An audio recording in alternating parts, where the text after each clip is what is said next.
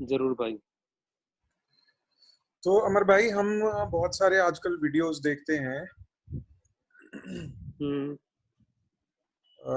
Healings के बारे में। स्टेज पे बुला के हाँ। लोगों को हीलिंग की जाती है। और हम्म। एक वीडियो में ऐसा आपको दिखाता हूँ, पहले वो वीडियो देख लेते हैं, हम्म। फिर उसके बारे में बात करेंगे। पर शुरू करने से जरूर। पहले हम अपने व्यूज क्लियर कर देते हैं। आप मानते हो ना कि हीलिंग आज के दिन भी होती है? हाँ, मानता हूँ। अगर कोई बीमार है, कोई परेशान है, किसी हम्म। को चाहे बड़ी से बड़ी बीमारी हो, कैंसर हो, कुछ भी हो, हाँ। चाहे ब्लाइंडनेस भी हो, हाँ। तो अगर उसके लिए कोई प्रेयर करे, चाहे उसके भाई प्रेयर करें, चाहे उसके माता हम्म। पिता प्रेयर करें, अगर कोई बच्चा है तो हम्म। उसके मसीह दोस्त प्रेयर करें, या हम किसी के लिए जाके दुआ करें, तो परमेश्वर ठीक कर सकते हैं या नहीं? आज के दिन वो चीजें नहीं होती जो पहले होती थी। अब आप क्या मानते हो इस बारे में? कर, कर सकते हैं भाई। परमेश्वर जो है कि जरूर कर सकते हैं। इसको कैसी भी बात को मैं हीलिंग हो, मानता हूँ। परमेश्वर के लिए कोई भी चीज बड़ी नहीं है ना? हाँ हाँ, कोई भी चीज बड़ी मतलब नहीं है। ऐसा नहीं है कि बुखार तो ठीक कर सकते हैं लेकिन ब्रेन ट्यूमर नहीं ठीक कर सकते, ऐसा तो नहीं है ना? नहीं नहीं नहीं नहीं, ऐसा कुछ नहीं है। With God all things are possible according to his word. बिल्कुल। मेरा भी यही मानना है। तो एक वीडियो देखते हैं और फिर इस बारे में बात करेंगे कि हम इस तरह के वीडियो से क्यों अग्री नहीं करते, या हमें इनमें क्या बुराई दिखती है। जरूर मैं आपको जरूर स्क्रीन जरूर। शेयर करता हूँ और उसके बाद मैं आपको वो वीडियो दिखाता हूँ। आपको स्क्रीन शेयरिंग दिख रही है? हाँ, अभी स्टार्ट हो रही है। हाँ, देख सकता हूँ मैं अब।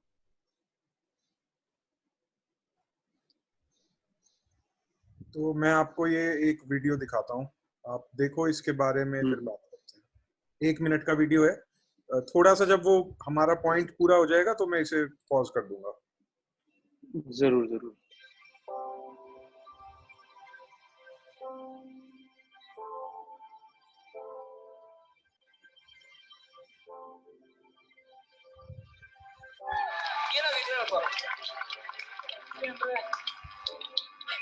ಕಾಲಂತರ ನಳ್ಳಕ್ ಬರ್ತಿಲ್ಲ ಫಸ್ಟಿಗೆ. ಈಗ ಆದ್ರೆ ಮಾಡಿದ್ರೆ ಫಸ್ಟು ನಡಿ ಹೋಗಿ ನಡಿ.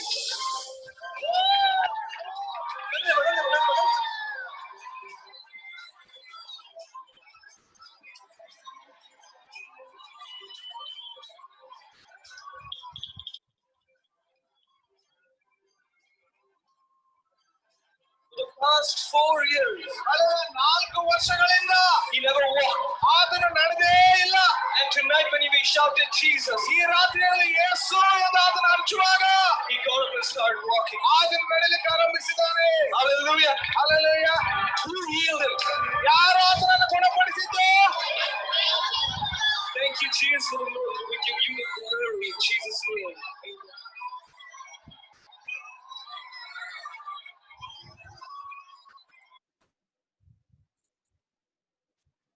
तो ये एक एक वीडियो था, आपने देखा ना पूरा? हम्म। और एक हाँ भाई हाँ, को पूरा दिखाया वीडियो था देखा। जो कि 4 साल से चल नहीं पा रहे थे, और उनको हम्म। स्टेज पे बुलाया इन्होंने, और इनके लिए होपफुली हम्म। दुआ की होगी, हम्म। और फिर ये चल पाए। हम्म। तो हम लोगों को ये क्यों नहीं अच्छा लगता? हमें क्या प्रॉब्लम है इसमें? ये तो अच्छी बात है, किसी को चलने को मिला तो। हम्म। और बहुत बड़ी भीड़ थी वहां पे, क्या पता ये हम्म। चमत्कार देख के कोई लोग विश्वास में आ जाएं। तो इसमें दो बातें हैं। हम्म। पहली तो, क्या हम्म। हम मानते हैं कि ये जेन्युइन मिरेकल था या स्टेज्ड था? यही दो हम्म। पॉसिबिलिटीज हैं, है ना अमर भाई? हम्म। हाँ या हाँ, तो ये सच में परमेश्वर जरूर की भाई। तरफ से था, या इन लोगों ने उस आदमी को एक्टिंग करने के लिए पैसे दिए थे और उसने आके एक्टिंग की। हम्म। इन दोनों के अलावा तीसरी चीज हाँ, तो नहीं हो सही बात। सकती। तीसरी नहीं चीज हो शायद सकती। ये हो सकती है कि जो चमत्कार हुआ वो शैतान की ताकत से हुआ। हम्म। लेकिन क्योंकि सही बात। क्लियरली इस पर्टिकुलर हीलिंग में वो जीसस को क्रेडिट दे रहे हैं, तो हम इसका बात करते हैं। तो पहला इशू तो ये है कि हीलिंग हुई या नहीं हुई। और दूसरा इशू ये है हम्म। कि अगर जो लोग ऑडियंस में प्रेजेंट थे वो इस हम्म। हीलिंग को देख के जीसस पे विश्वास करते हैं, कि जब जीसस ने इतना बड़ा चमत्कार कर दिया कि एक लंगड़े व्यक्ति को जो 4 साल से चल नहीं पा रहा था उसे चलने की क्षमता दे दी, तो वो मेरे लिए भी बहुत कुछ कर सकते हैं। मेरे सारे फाइनेंशियल नीड दूर कर सकते हैं, मेरे घर में जो दुख परेशानी है, कलेश चल रहा है, वो सब दूर कर सकते हैं। तो ये 2 चीजें मैं आपके सामने रखता हूँ, इसके बारे में आपके क्या विचार है? हाँ हाँ, तो भाई ये जो है वीडियो देख के हमें लगा कि हमने देखा वीडियो और उसपे जो है उसमें जीसस के नाम पे उसने हील कर दिया, ठीक है।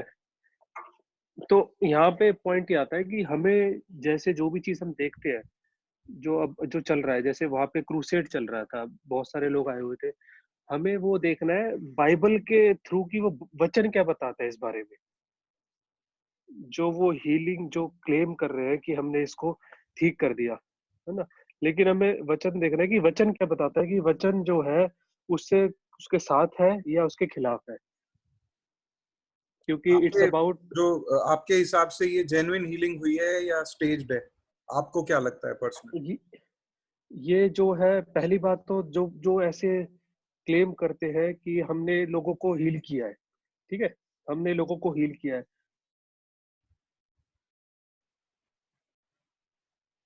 जैसे क्राइस्ट ने किया, अपोस्टल्स ने किया, है ना, एक बार में बोले थे और वो ठीक हो गया, बैठ मतलब खड़े हो जाओ और चलने लग जाओ, ये गिफ्ट होता है स्पेशल, है ना, इट्स ए स्पेशल गिफ्ट।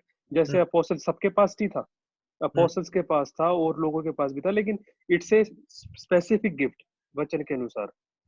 तो अगर कोई इस पे वो कर रहा है तो सवाल ये उठता है कि अगर आपके पास पावर है हील करने की, तो जो लोग हॉस्पिटल में है बीमार, कैंसर है, ठीक है, लोगों को एड्स है, बहुत सारी बीमारियां हैं, और काफी लोग, लाखों लोग मर जाते हैं, नहीं, और आजकल तो कोरोना चल रहा है, कि कोरोना वायरस चल रहा है, ऐसे में आप जाके उनको हील क्यों नहीं करते, इस पे अगर ये लोग परमेश्वर ने आपको वरदान दे रखा है तो? इसमें ये लोग ये कहते हैं, पहला वचन तो वो ये देंगे कि यीशु मसीह ने जाने से पहले कहा कि जैसे चमत्कार मैंने किए उससे बड़े बड़े चमत्कार तुम करोगे, जो कोई उसके नाम पे विश्वास करता है वो उससे भी बड़े चमत्कार करता है। और दूसरी चीज, जब हम ये कहते हैं कि ये लोग हॉस्पिटल में क्यों नहीं जाते, तो ये लोग ये कहेंगे कि यीशु मसीह और उसके चेले भी तो हॉस्पिटल में नहीं गए, उनके पास जो आता था आशा लेके, विश्वास लेके, उन लोगों को वो चंगा करते थे। यीशु और उनके चेले भी कभी हॉस्पिटल में नहीं गए। तो इस बारे में हम क्या सोचते हैं?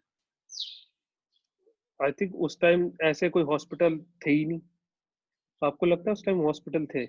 हाँ, हॉस्पिटल थे उस टाइम, चिकित्सक होते थे, जैसे ल्यूक था वो फिजिशियन था। हाँ हाँ, जरूर डॉक्टर, हाँ डॉक्टर था कि कोई ना कोई जगह होती हाँ, होंगी जहाँ पे लेपर कॉलोनीज थी, जैसे टाउन्स के बाहर लेपर कॉलोनीज होती थी जहाँ पे अनक्लीन लेप्रसी वाले लोग रहते थे।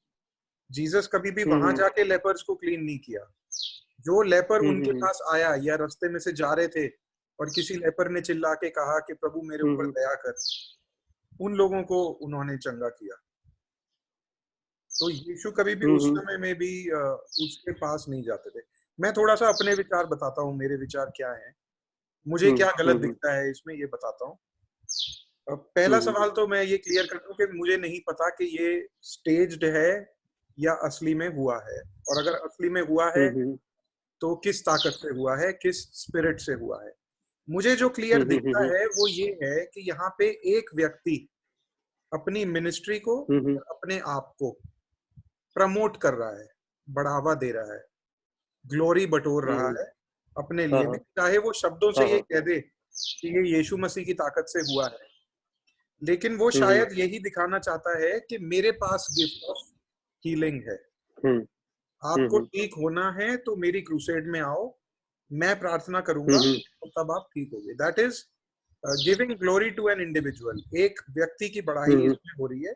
जबकि वचन में ऐसा बताता है कि जो कोई विश्वासी है उसके पास ये अथॉरिटी है, यीशु मसीह के लहू के और उसके क्रूस पे जो उसने काम किया उसके बाद, कि वो प्रार्थना करेगा तो जो बीमार लोग हैं वो चंगे होंगे। जैसा कि जेम्स में लिखा है, प्रेयर ऑफ अ राइटियस कौन है? Prayer of a righteous avails much. धर्मी जन की प्रार्थना से जो बीमार हैं वो ठीक। धर्मी जन कौन है? अपने कामों से तो कोई धर्मी नहीं ठहराया नए नियम में, धर्मी जन वो है जो यीशु मसीह पे विश्वास करता है, जिसने यीशु मसीह पे विश्वास किया, सुसमाचार पे विश्वास किया, तो वो धर्मी जन है। तो कोई भी व्यक्ति जो यीशु मसीह पे विश्वास करता है, उसके पास ये ताकत है या उसके पास ये ऑप्शन अवेलेबल है कि वो यीशु मसीह के नाम से किसी बीमार के लिए प्रार्थना करे, और परमेश्वर का वचन ये बताता है कि वो बीमार चंगा हो जाएगा अगर परमेश्वर की मर्जी हो। तो यहाँ पे एक बहुत बड़ा विषय है कि परमेश्वर की मर्जी होनी चाहिए। क्या परमेश्वर की मर्जी हर बार होती है चंगाई करने के लिए? इसके बारे में आप कुछ कहना चाहते हैं? नहीं होती। हाँ, हर बार नहीं होती। जैसा कि हम पौलुस के विषय में खुद देखते हैं, पौलुस ने कहा कि मेरे शरीर में एक कांटा है जिसके लिए मैंने 3 बार परमेश्वर से प्रार्थना करी। तो पौलुस को कोई शरीर में दुख था, हमें नहीं पता वो दुख क्या था और चर्च हिस्ट्री क्या कहती है उसमें हम नहीं जाएंगे।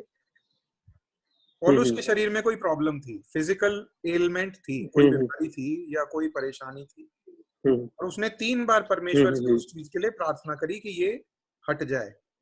लेकिन उसे उत्तर मिला, परमेश्वर ने कहा मेरा अनुग्रह तेरे लिए काफी है, my grace is sufficient for you. Timothy को खुद दिक्कतें रहती थी, तो पौलुस टिमोथी को बोलता है कि तेरे जो शरीर में परेशानियां हैं उनके लिए तू दवाई की तरह वाइन को लिया कर। पेट खराब रहता है। ये बात हर एक को माननी होगी कि परमेश्वर की मर्जी हमेशा नहीं होती चंगाई की। कई बार परमेश्वर कई लोगों को ये बोलता है कि मेरा अनुग्रह तेरे लिए काफी है। और हमारे लिए जो सबसे महत्वपूर्ण चीज थी कि हमारे आत्मा का हमारे उद्धार, वो प्रभु यीशु मसीह क्रूस पे जान देके हमारे लिए ऑलरेडी ले लिया है। उसके बाद अगर हमें हीलिंग मिलती है तो ठीक है, नहीं मिलती तो भी कोई इतनी बड़ी बात नहीं है, मतलब है ना। लेकिन सही बात ये भी बताता है कि हमें निरंतर प्रार्थना करनी चाहिए, हियाव छोड़े बिना, डिस्करेज हुए बिना हमें निरंतर प्रार्थना करते रहना चाहिए। तो इन लोगों के साथ coming back to the video जो हमने देखा, एक तो प्रॉब्लम ये है कि सेल्फ ग्लोरिफिकेशन, और दूसरा वो शायद बिना कहे ये बताना चाह रहे हैं कि आपको अगर चंगाई चाहिए तो हमारी मीटिंग में आना पड़ेगा, है ना। तो ये एक विषय है, इसके बारे में आप और कुछ कहना चाहते हो तो आप बता सकते हो। और एक ये भी वो है कि जो यीशु मसीह आए वचन के हिसाब से, कि जो यीशु मसीह आए वो मेन उनका पर्पस क्या था।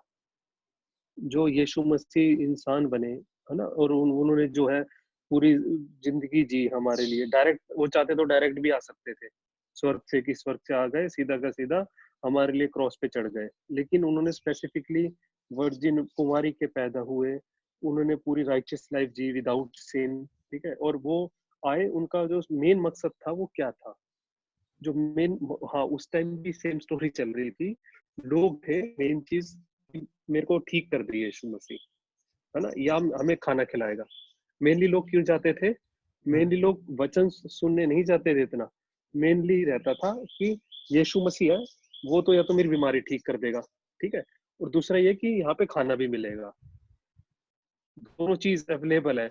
तो इंसान जो है उसको पता है कि बीमारी हट जाएगी, खाना मिलेगा, और चाहिए क्या फिर तो मैं ठीक ही हो गया, जो मेरी मेन नीड है वो पूरी हो जाएगी। आज भी वही सीन चल रहा है, आज भी वही सीन चल रहा है कि यहाँ पे मैं जाऊंगा, चलो मैं बीमार नहीं हूँ, लेकिन जो मेरी डिजायर है ना वो पूरी हो जाएगी। जो मेरे दिल में, जो मेरी तमन्ना है ना कि मेरी शादी हो जाए या मेरी नौकरी लग जाए, ऐसे क्रूसेड की बात कर रहा हूँ मैं। यहाँ पे तो सर सब बीमार तो नहीं है, सब तो लंगड़े नहीं है, सब तो या नहीं है, बहुत कम मिलेंगे जो ये आगे दिखाएंगे कि ये बंदा है, इसको मैंने ठीक कर दिया। लेकिन 99% जो होंगे। हेलो, हाँ आपकी आवाज आ रही है, फोटो चली गई है। ठीक है भाई। हाँ तो मैं अभी तो कॉल आ रही है, वो अपने आप कट जाएगी, ठीक है। हाँ, तो फिर बच्चों की फोटो मैं आपसे ये कह रहा था, प्यारे बच्चों की फोटो अच्छा आ रही कोई चलो फिर ये भी ठीक है। तो पॉइंट यहाँ पे ये आ जाता है कि लोग जो वहां पे आ रहे हैं वो किस लिए आ रहे हैं? वो जीसस के लिए आ रहे हैं या खुद के लिए आ रहे हैं, खुद की डिजायर्स। क्योंकि जीसस के टाइम पे बहुत सारे लोग क्राइस्ट के पीछे थे, बहुत सारे थाउजेंड्स में, है ना, और उनको जीसस ने ठीक भी किया, उनको खाना भी खिलाया, सब काम उनकी जरूरतें पूरे की। और बाद में क्या हुआ, बाद में जब जीसस ने टीचिंग दी ना कि you need to deny yourself, अपना क्रूस खुद उठाओ, आपको जो है मेरे पीछे आना पड़ेगा, तो सबसे नफरत करनी, सब तुमसे नफरत करेंगे, तुम्हें जान से मार देंगे, तुम्हें अपने माँ बाप को छोड़ना पड़ जाएगा, और सब उल्टा हो जाएगा तुम्हारी लाइफ में ना। बेसिकली मेरे पीछे चलोगे तो ये मतलब बी रेडी टू डाई, मरने के लिए तैयार रहो। उस टाइम जो लोग फॉलो कर रहे थे सब चले गए, ठीक है, सब गायब हो गए, जितने भी थे। ज्यादातर जो लोग वापस मुड़ गए थे। ज्यादातर, हाँ ज्यादातर लोग वापस मुड़ गए। तो जीसस ने कहा अपने चेलों से, कहा कहाँ गए सब? तो वो बोले कि वो तो सब चले गए। तो कहते जीसस तुम्हें ने भी कहा और जाना है। तुम्हें भी जाना है क्या? हाँ, तो वो बोलते हैं हम कहाँ जाएंगे, परमेश्वर जो वचन है, जो जीवित वचन है, वो तो आपके पास बिल्कुल। है ना। तो वहां पे मेन बात ये, इंसान की जो नीड है वो हीलिंग नहीं है। मेन नीड ये नहीं है कि मेरी लाइफ में प्रॉब्लम चल रही है वो ठीक हो जाए। मेन नीड ये कि हमें परमेश्वर की जरूरत है, और परमेश्वर अगर हमारे साथ है तो हमारे पास सब कुछ है। और अगर परमेश्वर हमारे पास नहीं है तो चाहे बेशक हमारे पास दुनिया की सब चीजें हो, वी आर नथिंग, हमारे पास कुछ भी नहीं है। और यीशु मसीह जो आया वो हमारे पापों के लिए मरने आया था। वो हमें जो है इसीलिए आया कि हम जो है, हम अपने जो पापों में मरे हुए हैं, उसने हमारे पाप अपने ऊपर लिए, शैतान से वो हमें बचाया उसने। वो खुद जिंदा हुआ, उसने वो हमारे लिए क्रूस पे चढ़ा, हमारे लिए जिंदा हुआ, और हमारे लिए आ रहा है इसलिए क्योंकि उसने हमसे प्यार किया। और यही, क्योंकि उस टाइम में क्या था कि ये जब तक सब कुछ सही चल रहा है, मतलब आपको हीलिंग मिल रही है तो ठीक है, लेकिन जब सच्ची बात आती है ना यीशु मसीह की शिक्षा की, कि जब तुम क्रूस मेरे उठा के पीछे उसके चलोगे पीछे या नहीं, चलने की बात आई तो लोग पीछे हट गए। हाँ हाँ, तो सब पीछे हट गए। तो यहाँ पे जो क्रूसेड हो रहा है ना, यहाँ पे क्रूस उठाने की बात कभी नहीं मिलेगी आपको, ये पॉइंट यहाँ पे नोट ये करना। होता है कि आप क्रूसेड में आओ तो आपको चंगाई हाँ, मिलेगी, आपकी जो भी परेशानियां बस हैं वो दूर हो जाएंगी। तो ये प्रॉब्लम है। तो हमारे हिसाब ये से प्रॉब्लम। अगर कोई व्यक्ति को हम इनवाइट करते हैं कि भाई आप यीशु मसीह में विश्वास करो, तो हमें हम्म उससे क्या बोलना चाहिए? क्या ये बोलना गलत होगा हम्म कि भाई मेरे साथ एक क्रूसेड में चलो, आपको चंगाई मिल जाएगी, या जो भी जॉब नहीं लग रही तो जॉब लग जाएगी, शादी नहीं हो रही तो शादी हो जाएगी? क्या ये बोलना गलत होगा? किसी को ये बोल के क्रूसेड में इनवाइट करना गलत है? भाई मैं तो कभी भी किसी क्रूसेड में किसी को नहीं इनवाइट करूंगा। हालांकि मैं खुद क्रूसेड में गया हूँ। हम्म मैंने ऐसे क्रूसेड, बैन इनके क्रूसेड में मैं गया हूँ जब मेरे को परमेश्वर के वचन के बारे में नहीं पता था। जॉयस मेयर के भी क्रूसेड टाइप में या मीटिंग जो होती है उसमें मैं गया हूँ, जब मैं नया नया परमेश्वर में आया था, तब मेरे को कुछ वचन के बारे में नहीं पता था। पॉइंट ये है कि वहां पे सिर्फ शो चल रहा है, ठीक है, एग्जैक्टली क्योंकि एग्जैक्टली, मैं यही क्योंकि बताने वाला था कि क्योंकि मैंने भी उन सब क्रूसेड्स में देखा कि वो लाइट हम्म और म्यूजिक और चीखना और नाचना, आप नोटिस करोगे ये अपने हम्म तालियां बजाने वाले और नाचने वाले कूदने वाले लोग अपने खुद के स्टेज पे भी खड़े रखते हैं और फ्रंट रो में भी खड़े रखते हैं। और फ्रंट उसका रो में। मकसद ये होता है कि एक माहौल ऐसा बना दो कि लोग उस माहौल हम्म के अंदर घुल मिल जाएं और उन्हें लगे कि बहुत बड़ा कोई आश्चर्य कर्म हो रहा है। चीखना चिल्लाना, जोर से हम्म तालियां बनाना, यूं यूं हम्म। करके कूदना। और जो आंखें बंद करके रोने की शक्ल बनाएगा वो ज्यादा स्पिरिचुअल है। हाँ, ये इस चीज में होता है। और आखिरी में वो ये जरूर बोलते हैं कि अब दान देने का वक्त हो गया, तो उसमें आप छोटे नोट ना डालें, चिल्लड़ ना डालें, दिल खोल हम्म के बड़ा पैसा डालें, जिससे कि आपको फिर 10 गुना 1000 गुना आशीष परमेश्वर मिलेगी परमेश्वर के 1000 गुना राज्य में। परमेश्वर बो रहे हो, जबकि हम्म वचन जहां बोने की बात करता है वहां वर्ड ऑफ गॉड सोइंग की बात करता है। पैसे सो करने को हाँ इतना ज्यादा महत्व नहीं दिया गया हम्म। है ना? वो वर्ड ऑफ गॉड तो की मेरे ख्याल से इंसान के एक दिल चीज, में सो होना चाहिए। हाँ, तो इस फर्स्ट पॉइंट को सम अप करते हुए आप बताना कि आप अग्री करते हो, हम दोनों की यही सोच है क्या कि आप अगर हम्म किसी को निमंत्रण दे रहे हो यीशु मसीह के हम्म पास आने का, तो उसे ये बताओ हम्म कि आपको यीशु मसीह की जरूरत इसलिए है क्योंकि हम्म सबने पाप किया है और परमेश्वर की हम्म महिमा से रहित हैं। पाप की हम्म मजदूरी मृत्यु है, और हम अपने अच्छे कामों के कारण हमारे बुरे काम खत्म नहीं हो जाते। 10,000 अच्छे काम करने से एक बुरा काम जो कि पाप है वो खत्म नहीं हो जाता। तो हम खुद अपने आप को नहीं बचा सकते। हमें एक उद्धारकर्ता की, सेवियर की, बचाने वाले की जरूरत है, और वो प्रभु यीशु मसीह है जो खुदा खुद अपना स्वर्गीय सिंहासन छोड़कर इस धरती पे आया और हमारे पापों के लिए उसने क्रूस के ऊपर जान दी। वो मरा, गाड़ा गया और 3 दिन बाद मुर्दों में से जी उठा, जो कि सुसमाचार है जो पौलुस बड़ी क्लियरली पहला कोरिन्थियों के 15वें अध्याय में बताता है ना। तो एकदम सही बात। और दूसरी चीज कि हर विश्वासी को ये अथॉरिटी और ये ताकत है कि वो किसी बीमार के लिए प्रार्थना करेगा तो वो बीमार चंगा हो जाएगा, क्योंकि प्रार्थना प्रभु यीशु मसीह के नाम से है और चंगाई देने वाला प्रभु यीशु मसीह है। किसी इंसान के पास ये ताकत नहीं है। आज के दिन में ये किसी इंसान के पास ऐसा नहीं है कि ताकत, स्पेशल ताकत है कि सिर्फ उसी के प्रार्थना करने से या उसी के हाथ रखने से लोग चंगे हो रहे हैं, है ना। ये अथॉरिटी और ये प्रिविलेज, एक तरह से ये एक प्रिविलेज को क्या कहेंगे हम हिंदी में, ये राइट, ये अधिकार परमेश्वर ने हर विश्वासी को दिया है। एकदम सही बात। तो इसके साथ हम दूसरे पॉइंट पे आते हैं अमर भाई, और मैं प्रोफेसी के बारे में आपसे बात करना चाहता हूँ। और फिर से हम एक वीडियो देख लेते हैं कि किस तरह के इश्यूज को हम एड्रेस कर रहे हैं। इस पे भी हम एक बार से डिस्कस कर लेते हैं। आप प्रोफेसी मानते हो आज के टाइम में? कोई प्रोफेसी से आप क्या समझते हो जो बाइबल में है? प्रोफेसी वर्ड यूज किया हुआ है नए नियम में। भविष्यवक्ता का क्या मतलब है? भविष्यवक्ता की जो परमेश्वर के बिहाफ पे उसका वचन बता रहा है कि परमेश्वर ने कोई मैसेज दिया है, और वो इंसान को बता रहा है कि ये परमेश्वर की तरफ से मैसेज है। और यही काम जो प्रॉफिट्स जिनको पुराने नियम में कहा गया, इलाइशा, इलाइजा, जेरेमाया, आइजाया, इन सब ने यही काम किया कि परमेश्वर का वचन लोगों को खोल के बताया कि परमेश्वर का वचन क्या कहता है। उन्होंने माउथपीस ऑफ गॉड। आज के टाइम में जो प्रोफेसी है वो शायद भविष्य बताना, जो कि परमेश्वर के वचन से बाहर है, वो नहीं है। सही बात। इसलिए जो इशू है वो ये है कि prophecy word means telling the truth to the people. Yes, सच्चाई बताना लोगों को परमेश्वर के वचन की, चाहे वो कठोर ही क्यों ना हो। ना कि ये बताना कि अमर भाई मैं देख रहा हूँ भविष्य में आपके पास बड़ी गाड़ी आ रही है और इतने दिन में आ जाएगी और ये हो जाएगा, आप अब बाहर देश, आप अमेरिका चले जाओ और आप बाहर देश जाने वाले हो। परमेश्वर आपको बहुत बड़ा ये देने वाले।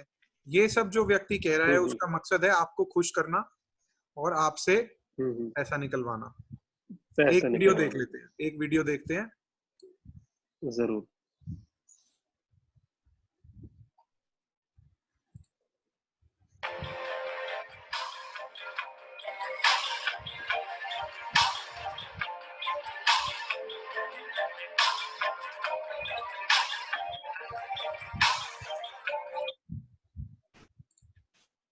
थोड़ा मैं इसको आगे निकाल देता हूँ, एडवर्टाइजमेंट वगैरह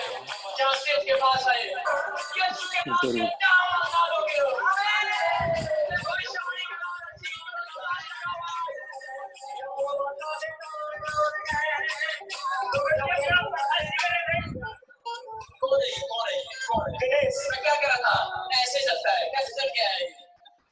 हालेलुया, हालेलुया, सारे हालेलुया, मोटा सा है, हालेलुया, हालेलुया। सुनो, अगर आप बिलीव करते हैं, इन्होंने क्या कहा सुना आपने कि मोटा सा है? मोटा सा है भाई, मतलब ये क्या? हाँ मैंने सुना। ये परमेश्वर के दास का ये तरीका थोड़ा अजीब नहीं लगता कि किस टाइप से बात कर रहे हैं? थोड़ा सा देखते हैं वीडियो में क्या है। तो मैं आज कह रहा हूँ इतना भी दुख मेरी लाइफ में है, अगर यीशु मसीह को सच्चे हृदय से ग्रहण कर रहा है, मैं कह रहा हूँ मैं परमेश्वर का अभिषेक दास घोषणा कर रहा हूँ, तेरे लिए भविष्यवाणी कर रहा हूँ कि कोई आत्मा कह रहा है कि मैं तुझे आज एक काले जादू से, भयंकर जादू से तुझे आजाद कर रहा हूँ यीशु के नाम में। आमीन। थोड़ी सी वॉइस एको हो रही थी तो मैं क्लियर बता देता हूँ कि ये क्या कह रहे थे। स्टॉप भी कर देता हूँ इसे हम्म शेयर। हम्म इन्होंने हम्म कहा कि पवित्र आत्मा मुझे ये बता रहा है कि अगर आपने हम्म, प्रभु यीशु मसीह को सच में ग्रहण किया है तो आपके ऊपर जो काला जादू है वो दूर हट जाएगा। ठीक है।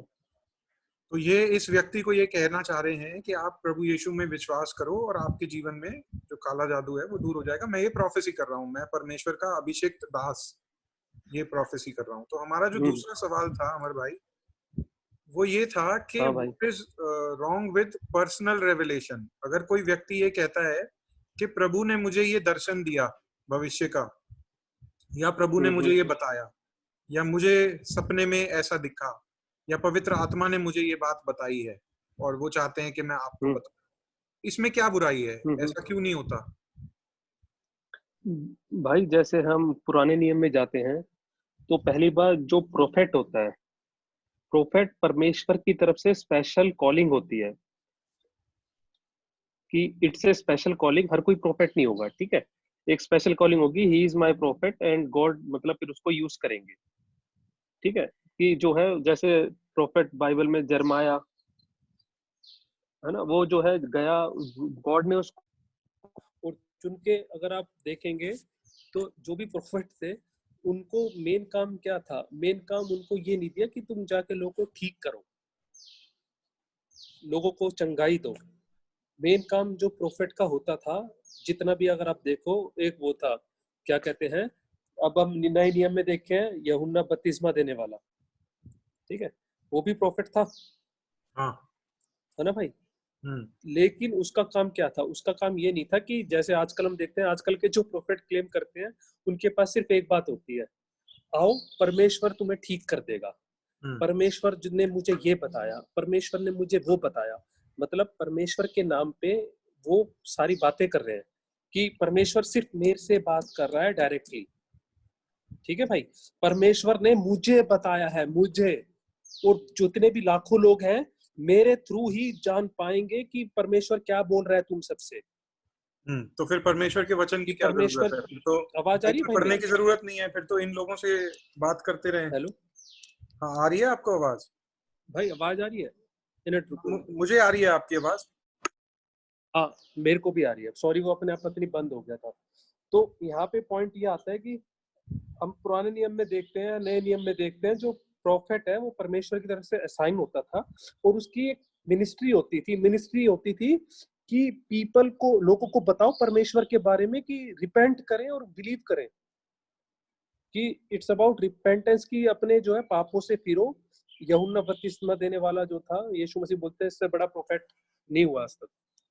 मैं ये कह रहा था, वॉइस कट गई थी बीच में, कि अच्छा, अगर इन लोगों को ही सुनने से परमेश्वर क्या बोल रहे हैं, अगर वो यही लोग हाँ, बताएंगे तो फिर वचन पढ़ने की क्या जरूरत है? एब्सोल्युटली सही बात। फिर वचन का जरूरत नहीं है, फिर तो मैं इनके भाई के साथ रहूं, ये मुझे बताते रहेंगे कि परमेश्वर क्या बोल रहा है। हाँ हाँ, एकदम सही बात भाई। तो वचन फिर वो, और वचन में ये भी लिखा हुआ है कि अगर कोई क्लेम करता है कि मैं परमेश्वर के बिहाफ पे बोल रहा हूँ, परमेश्वर ने मुझे मैसेज दिया है ना, और मैसेज दे के अगर उसने मैसेज दिया कि ये तुम्हारे साथ होने वाला है, अगर वो नहीं होता तो उसके लिए जो जो वो थी, क्या कि सजा थी, वो थी स्टोन टू डेथ, हाँ। कि वो जान से मार देना।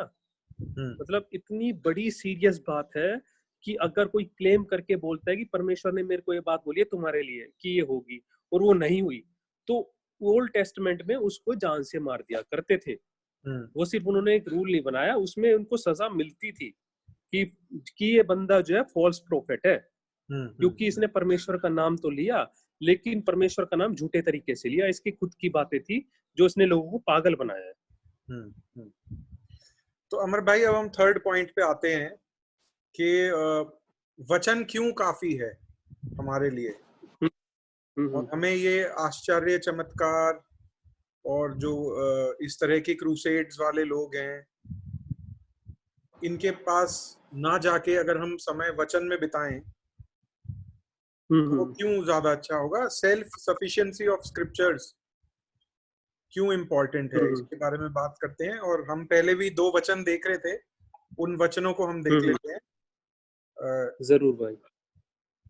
मैं निकाल लेता हूँ वो वचन। जरूर। तो एक वचन जिसके बारे में हम बात कर रहे थे वो था हिब्रानियों उसका 1:1 और 1:2, और मैं पढ़ देता हूँ। यहाँ पे इस तरह से लिखा है हम्म कि परमेश्वर ने अतीत में, मतलब बीते हुए समय में, नबियों के द्वारा अनेक अवसरों पर अनेक प्रकार से हमारे पूर्वजों से बातचीत की। नबियों के हम्म द्वारा बीते समय में अनेक अवसरों पे अनेक प्रकार से हमारे से बातचीत की, किंतु हम्म इन अंतिम दिनों में उसने हमसे अपने पुत्र के माध्यम से बातचीत की, हम्म जिसे उसने सब कुछ का उत्तराधिकारी नियुक्त किया है, जिसके द्वारा हम्म उसने समूचे ब्रह्मांड की रचना की है। ठीक है। हम्म इसके साथ एक और वचन आप लोगों को पता होगा, यूहन्ना उसका पहला देखें अगर, पहला अध्याय, और यहाँ पे लिखा है कि आदि में शब्द था और शब्द परमेश्वर के साथ था और शब्द ही परमेश्वर था, यह शब्द ही हाँ जी आदि भाई। में परमेश्वर के साथ था।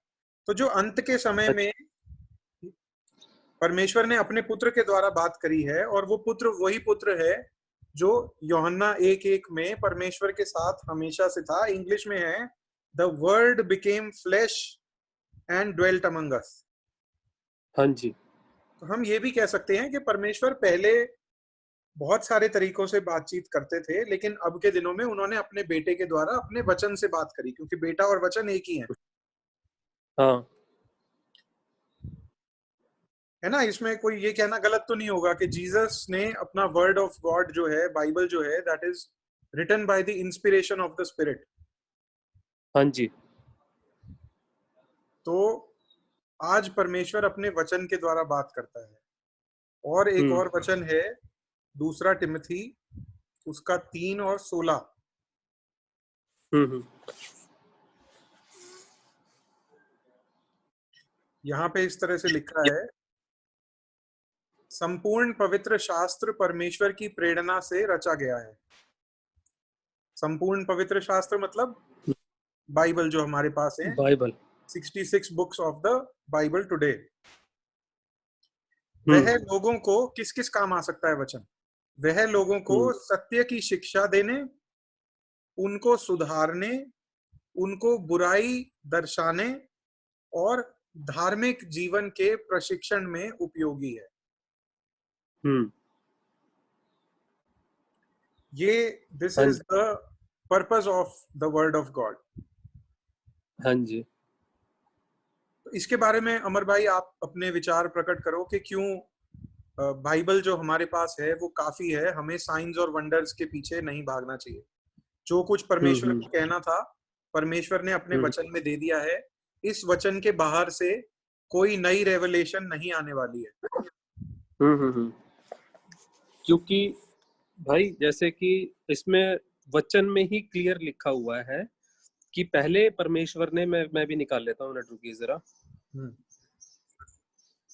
हाँ, कि पहले जो है परमेश्वर ने बहुत तरीकों से बात करता था लोगों से ना, काफी, जैसे बल्कि परमेश्वर ने गधे को भी यूज किया, हम्म, हम्म, है ना। और अलग अलग तरीकों से परमेश्वर पहले बात, मैनी वेज, बहुत वेज थे जिससे परमेश्वर जो है हमारे पिताओं से, और पर जो है God spoke to our fathers by our prophets की, परमेश्वर ने बात करी भविष्यवक्ताओं के द्वारा।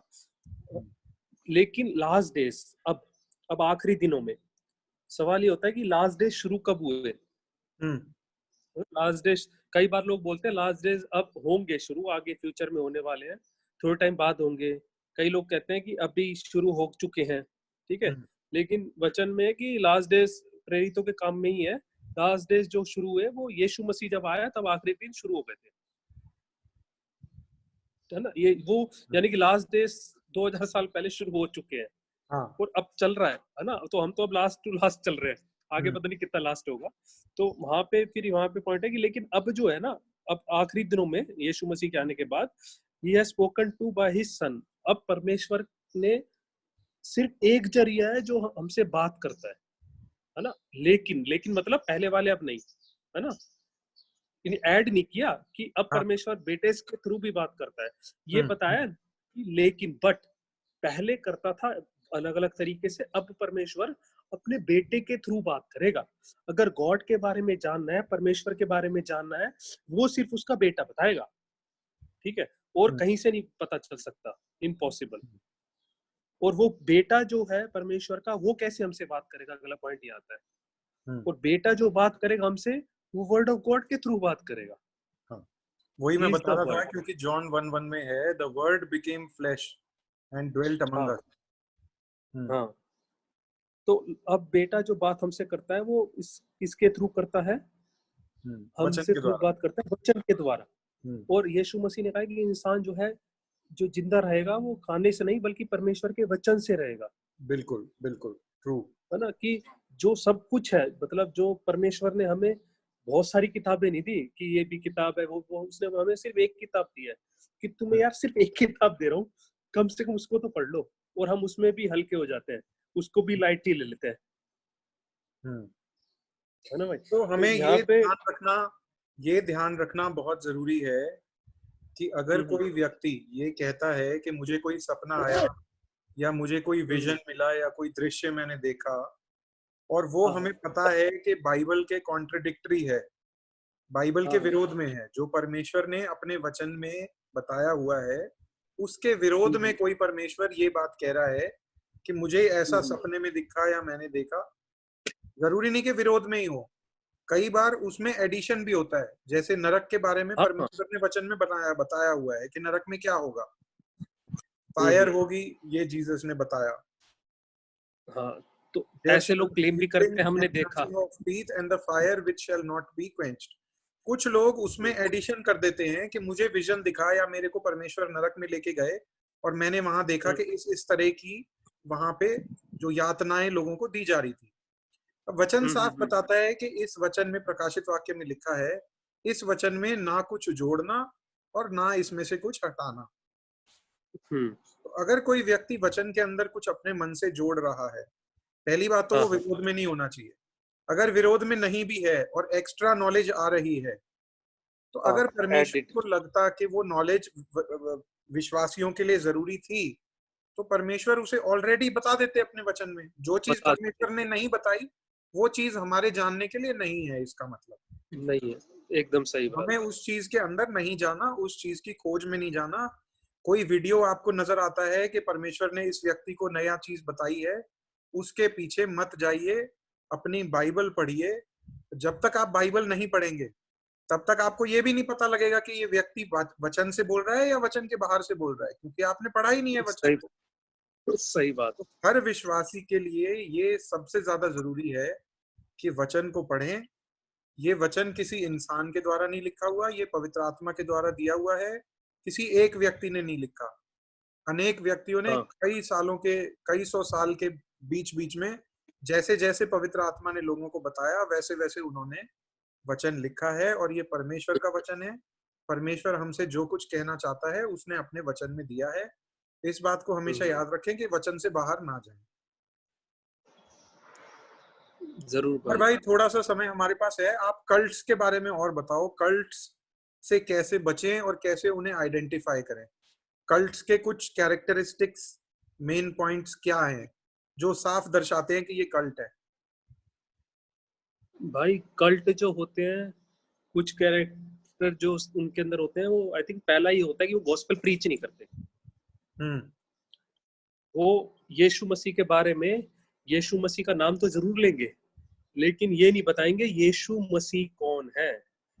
वो आपको कभी नहीं बोलेंगे, वो जो लोग सुन रहे हैं उनको कभी नहीं बोलेंगे कि तुम पापी हो, यीशु मसीह तुम्हारे पापों के लिए मरा, गाड़ा गया, जिंदा हो गया, आने वाला है, उसने हमसे प्यार किया और हमें जो है उसके लिए अपनी जान देने के लिए तैयार रहना है। समझ रहे हो, जो यीशु मसीह की जो टीचिंग्स है ना क्रॉस उठाने वाली, वो नहीं बताएंगे। वो सिर्फ वही बातें बताएंगे जो सुनने में, जैसे तीमुथियुस में लिखा है, इचिंग ईयर्स की, जो सुनने में अच्छी लगती है, मीठी मीठी बातें, है ना। तो एक तो ये होता है कि वो यीशु मसीह का जो सुसमाचार है वो नहीं बताते, बल्कि उसको ट्विस्ट कर देते हैं, ट्विस्ट करके गलत तरीके से बताएंगे। तो और एक गलातियों, उनका एक कैरेक्टरिस्टिक ये हो सकता है कि वो किसी एक वचन को लेके और उसको लंबा खींच के उसको बाहर ले जाते हैं। मतलब जैसे एक वचन में लिखा है कि यीशु मसीह का दूसरा आगमन ऐसे होगा जैसे बिजली चमकती है पूरब से पश्चिम की ओर, पश्चिम से पूरब की ओर। तो इसी को लेके एक कल्ट बन चुका है चाइना में जिसका नाम है ईस्टर्न लाइटनिंग कल्ट। अच्छा। ये बाइबल में वर्स था कि lightning flashes from the west end goes to the east end nobody knows where it came from. वो ये कहते हैं कि यीशु मसीह वापस आ चुका है एक औरत के रूप में और चाइना में रह रहा है। तो कल्ट का एक कैरेक्टरिस्टिक होगा, वो किसी एक वचन को लेके उसे लंबा खींच देंगे और उसी के ऊपर पूरी अपनी थियोलॉजी बेस करेंगे। आप गैलेशियंस में से कोई वचन बता रहे थे, बताइए। हाँ भाई, गैलेशियंस 1 में लिखा हुआ है कि पौलुस बोलता है कि अगर कि तुम्हें किसने पागल बना दिया, क्योंकि वहां के लोगों को गलत शिक्षाएं बताई जा रही थी, है ना। तो वो बोलता है कि ये गलातियों के लोगों की मैं हैरान हूं कि यार तुम्हें तो मैंने तो यीशु मसीह को क्रूस पे चढ़ाते हुए दिखाया था, पोर्ट्रे किया था, लेकिन फिर तुम कैसे भटक रहे हो, कैसे भटक गए हो, कि तुम्हें जो है दूसरे बंदे आके अलग सुसमाचार प्रीच कर रहे हैं जो कि सुसमाचार है ही नहीं, है ना। फॉल्स गॉस्पेल प्रीच कर रहे हो, क्योंकि there is only one gospel. सिर्फ कल्ट्स के लिए they will also attack the deity of Christ. जैसा आपने बताया कि वो सुसमाचार नहीं बताएंगे, तो दे विल अटैक, उनका जो प्रहार होगा वो प्रभु यीशु मसीह की जो परमेश्वर हैं वो खुद उनके ऊपर होगा, उनके नेचर के ऊपर होगा, उनकी डिटी के ऊपर होगा। चाहे गॉड की डिटी पे हो, चाहे पुत्र की डिटी पे हो, चाहे पवित्र आत्मा की डिटी। एकदम सही बात। और एक और चीज हम देखते हैं कि ये जो कल्ट्स हैं इनका यूजुअली एक लीडर होता है, एक व्यक्ति होता है जिसको कुछ नई रेवलेशन परमेश्वर से मिली, सो कॉल्ड। वो कहते ये हैं कि इस व्यक्ति को परमेश्वर ने कुछ नया दिखाया और उसको लेके वो पूरा एक कल्ट बनाते हैं। जैसे मॉर्मन्स हैं कि उन्होंने अपनी बुक ऑफ मॉर्मन लिख दी और उसमें नई चीजें लिखी हैं जो कि परमेश्वर ने एक आदमी को दी थी। जिसमें उसमें क्या लिखा हुआ है इन्होंने कि ये जीसस और यीशु मसीह और शैतान भाई हैं। हाँ, इस तरह की कुछ कहानी है। इस तरह की कहानियां हैं। और हर इंसान को एक पूरा वो मिलेगा, प्लैनेट मिलेगा रूल करने के लिए। प्लैनेट मिल जाएगा आपको, वहां पे शादी भी कर सकते हैं और हमेशा के लिए रहेंगे, है ना। वही स्टार्टिंग कहाँ से हुई भाई? स्टार्टिंग न्यू रेवलेशन से हुई, है ना, कि वो जो है नई शिक्षा देंगे आपको, हट के, बाइबल में नहीं होगी वो, हट के बताएंगे कि हमने, परमेश्वर ने हमें एकदम हट के बताया है। और वहीं से जो है पूरी, जैसे अगर हम अब देखें, लाखों लोग हैं मोर्मोन्स जो है, लाखों पूरे वर्ल्ड में फैले हुए हैं। और स्टार्टिंग किसने की थी? जोसेफ स्मिथ ने, जो बंदा था कि मेरे को जो है मिल गई है, परमेश्वर ने मेरे को दर्शन दी है, ये किताब मिली है, लिख दी। तो ऐसे स्टार्टिंग होती है। तो हमें इन्हीं चीजों से बचने की जरूरत है। हाँ, और वो बाइबल को दूसरा, आई थिंक दूसरा, पहला तो परमेश्वर के वो परमेश्वर जो है, पहला तो उनका प्लान ये रहता है जो कल्ट का, कि वो सुसमाचार प्रीच नहीं करते। दूसरा, यीशु मसीह के बारे में या परमेश्वर के बारे में, पवित्र आत्मा के बारे में, उनकी डिटी पे अटैक करेंगे। तीसरा जो है वो ये होता है कि क्या था, एक तीसरा भी पॉइंट है, मैं भूल गया अभी, अब बाद में याद आएगा तो मैं शेयर करूंगा। हाँ, कोई नहीं, ठीक है। तो बस लोगों के लिए शायद हमारा यही मैसेज है कि आप बाइबल जितनी ज्यादा हो सके उतनी ज्यादा खुद बाइबल पढ़ें और परमेश्वर। तीसरा यही था, प्रभु का वचन, कि प्रभु के वचन को वो कभी भी प्रायोरिटी नहीं देंगे। हाँ, अपनी बातों प्रभु के वचन को साइड, हाँ, एकदम साइड रख देंगे। कुछ बाइबल अगर दिखाने के लिए ना, जैसे सेटन ने दिखाया था जीसस को कि इट इज रिटन, मतलब ये भी लिखा है ना, एक वर्स क्लेम कर रहा था। ये कई बहुत डेंजरस हैं। ये विलियम ब्रैनहम वालों से मिले हो आप कभी? विलियम ब्रैनहम भाई, ये तो वो है जीसस ओनली शायद। हाँ, जीसस ओनली है या पता नहीं क्या है, पर इनके साथ प्रॉब्लम ये है कि ये बाइबल भी रखते हैं और साथ में अपनी एक और बुक रखते हैं विलियम ब्रैनहम की। और जो बात बाइबल पे लिखी है ना, उनको समझने के लिए ये कहते हैं कि आपको विलियम ब्रैनहम की बुक पढ़नी भी जरूरी है। तभी आपको पता चलेगा बाइबल सही है या नहीं मैं है। यही कह रहा था हाँ, कि परमेश्वर ने जो हमें अपना वचन दिया है वो इतना सिंपल है कि कोई भी व्यक्ति उसे पढ़ के समझ सकता है। ये बात और है, एकदम फिर सही पहली बोले। बात, परमेश्वर का वचन इतना, मैं कहूंगा, चमत्कारी है और इतना गहरा है कि आप पहली बार में आपको सब कुछ समझ नहीं आ जाएगा। उसे आप जितनी बार पढ़ोगे उतनी बार परमेश्वर उसमें से आपको कोई ना कोई नई चीज सिखाएगा। एकदम सही बात। है ना? ऐसा नहीं है कि आपने 10 बार पढ़ लिया तो अब वो बोरिंग हो गया, आपको सब कुछ पता लग गया। नहीं, वो ये जिंदगी परमेश्वर भर की वचन की स्पेशलिटी है, उसकी खूबी है कि आप 11वीं बार पढ़ोगे तो आपको कोई ऐसी चीज लगेगी नई, जो आपको लगेगा ये मैं कैसे मिस कर दी पहले 10 बारी पढ़ने में। ये तो इतनी हाँ, कि जरूरी और मैं इतनी कीमती चीज है कि मैं इसको कैसे नहीं पढ़ा मैंने, लेकिन वो that is the beauty of the word of God. हाँ, सही बोले भाई, एकदम सही बात। चलिए अमर भाई, हम दुआ में खत्म करते हैं। आप करना चाहेंगे दुआ या मैं करूं? जरूर भाई, जैसे आपको ठीक लगे। आप करो दुआ, इस चीज के लिए दुआ करना कि हमारा जो पर्पस था वो ये था कि इसको ठीक। बनाने का, कि रिकॉर्ड करने का, कि बहुत सारे लोग इस चीज को समझ नहीं पाते कि ये चमत्कार इतने दिखते हैं, हर एक का मन करता है, क्योंकि देखिए ठीक जीवन है। किसी का भी आसान नहीं है। मेरे जीवन में ठीक है। ठीक है। परेशानियां हैं, आपके जीवन में परेशानियां हैं, है ना? तो अगर हमें कोई बोलता है कि परेशानियां दूर हो जाएंगी तो हम उसके पीछे चले जाते हैं देखने के लिए कि क्या पता जरूर जरूर दूर हो जाए। तो कुछ ऐसे लोगों को करता। आने के लिए सच्चाई हमने ये वीडियो बनाया था कि परेशानियां दूर हो सकती हैं परमेश्वर की मर्जी के मुताबिक, लेकिन उसके वचन से। आपको करता हूँ भाई। भटकने की जरूरत नहीं है। इसके लिए दुआ करें, इस विषय के लिए। ठीक। ठीक है। महान और सामर्थी परमेश्वर, प्रभु यीशु मसीह के नाम से आपके पास आते हैं और आपको धन्यवाद देते हैं परमेश्वर की आपने हम पापियों से प्यार किया, और आपने जो है आपका धन्यवाद देते हैं यीशु मसीह की आप हमारे लिए क्रूस पे चढ़े, हमारे लिए आपने अपनी जान दी, हमारे लिए आपने अपना जीवन जिया, और प्रभु आप हमारे लिए जिंदा हुए और आप हमारे लिए आने वाले हैं। प्रभु यीशु मसीह हमारे पापों को माफ करिए और हमें मदद करिए अभी कि हम दुनियावी बातों को छोड़ के आपके पीछे चलने वाले हो सके, और प्रभु आपके वचन से प्यार करने वाले हो सके। प्रभु यीशु मसीह, प्रभु जो हमारे अंदर जो है और प्यास डालिए कि हम आपके वचन को ले सके अपने अंदर, उस पे पढ़ सके, उस पे चल सके, और आपके वचनों से प्यार करने वाले हो सके, और आपसे प्यार करने वाले हो सके, और आपका कहना मानने वाले हो सके प्रभु। और प्रभु दुआ करते हैं कि जो आपके अनुग्रह के द्वारा जो भी वीडियो बनाया गया है, जो हमने आपके वचन के द्वारा जो बातचीत करी है प्रभु, हम दुआ करते हैं कि प्रभु लोगों की आंखें खोलिए जो नहीं जानते प्रभु आपके वचन को, और जो लोगों के पीछे लगे हुए हैं आपके वचन को छोड़ के, आपको छोड़ के प्रभु, वो आपके पास आने वाले हो सके, आपके वचन से प्यार करने वाले हो सके प्रभु, और जो सच्चाई है उसको जानने वाले हो सके। प्रभु यीशु मसीह हमारी मदद करिए कि हम आपके पीछे चलें, और आपके नाम को प्रभु हम आपके वचनों के हिसाब से प्रभु उठाने वाले हो सके, और आपकी सेवा करने वाले हो सके। और धन्यवाद देते हैं शिवांशु भाई के लिए, और प्रभु धन्यवाद देते हैं आपके प्यार के लिए जो आपने हमसे किया है। आपके नाम से दुआ मांगते हैं, आमीन। आमीन, आमीन। थैंक यू भाई ब्रदर।